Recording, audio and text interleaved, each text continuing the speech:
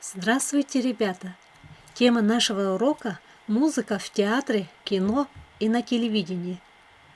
Создание любого театрального спектакля, постановка художественного или документального фильма, да и телепередачи не обходится без музыки. В каждом из этих жанров музыка играет свою роль. Так давайте рассмотрим, какие же функции она может выполнять. Музыка – спутница человека на протяжении всей его жизни, независимо ни от возраста, ни от национальности, ни от вероисповеданий. Она не покидает его ни в будни, ни в праздники, помогая организовать труд и выполняя развлекательную функцию.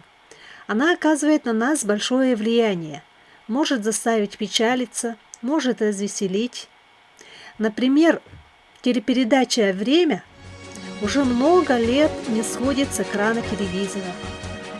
Музыкальная заставка к ней служит фрагмент из кинофильма «Время вперед», снятого в 1965 году по роману Валентина Катаева.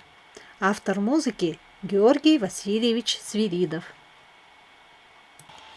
Первым этапом постановки спектакля или фильма является написание сценария, в основе которого лежит литературный сюжет. Человек, пишущий сценарий, называется сценаристом. Ни одна постановка, будь то драматический спектакль в театре, мультипликационный или художественный фильм и даже реклама на телевидении, не обходится без музыки. В период возникновения кинематографии, когда еще не умели записывать звук, действие в немом кино сопровождалось музыкой, которую исполняли таперы. Музыканты-аккомпаниаторы. Именно музыка помогала ярче, глубже переживать содержание фильма.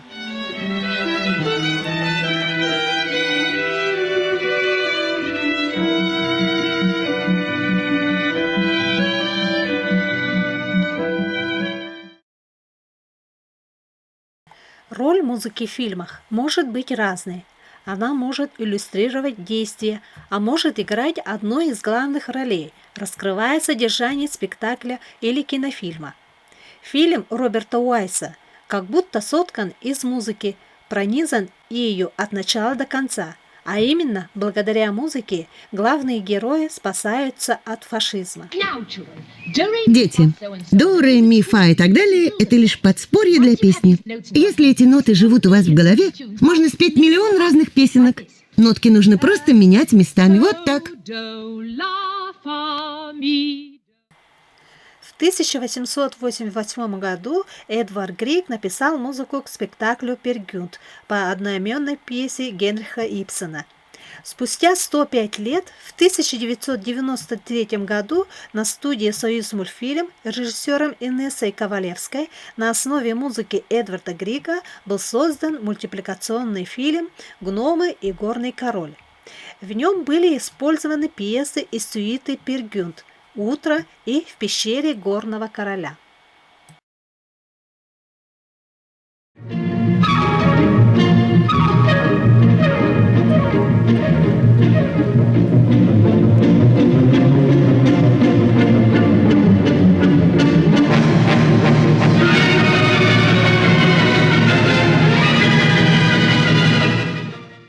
Сюита – циклическое произведение, состоящее из нескольких самостоятельных пьес.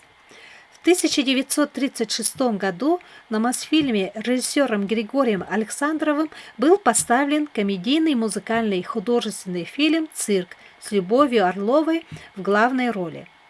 Музыка, написанная Исааком Осиповичем Дунаевским, играет важную роль в фильме. Завоевав любовь миллионов зрителей, она перешагнула границы фильма. Так, под музыку выходного марша из кинофильма «Цирк» до сих пор выходят на арену цирковые артисты, участвующие в представлении. Этот марш хорошо знаком каждому, хоть кто раз побывал в цирке.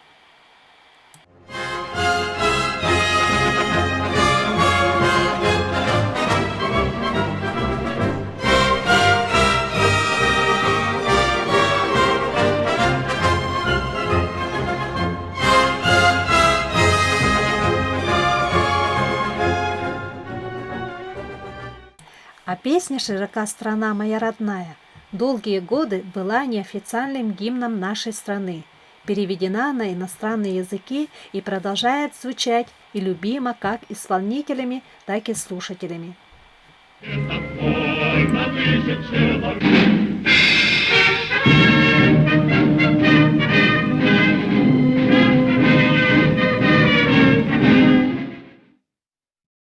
В апреле 2019 года исполнилось 50 лет мультипликационному фильму «Бременские музыканты», снятому режиссером Инессой Ковалевской.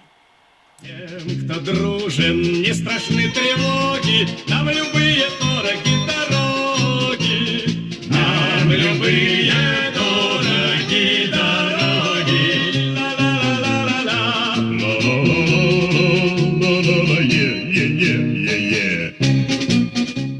Музыкальная фантазия была написана на одноименную сказку братьев Гримм. Музыку мультфильму написал Геннадий Гладков. На этой музыкальной сказке выросло не одно поколение. И песни из этого мультфильма знают и любят и взрослые, и дети. Первую серию мультфильма озвучил Олег Анофриев, а во второй партии исполнял Муслим Магомаев.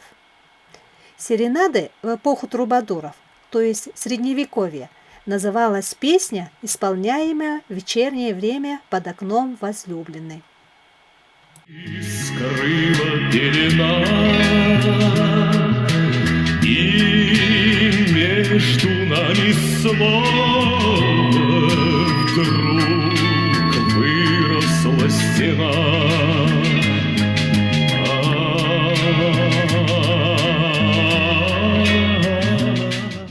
Балетоманы, страстные любители балета, среди любимых произведений часто называют «Маскарад» Арама Ильича Хачатуряна. На самом деле Хачатурян не писал музыку балета. Он написал музыку к драме «Маскарад» Михаила Юрьевича Лермонтова, постановка которой осуществилась в театре имени Вахтангова. Премьера состоялась 21 июня 1941 года. А на следующий день началась война. Это определило судьбу спектакля. Он быстро сошел со сцены. Через 2 года, в 1943 году, музыка была переработана автором в симфоническую сюиту, в которую вошли 5 номеров – вальс, ноктюрн, мазурка, романс и галоп. Один из самых ярких номеров – вальс.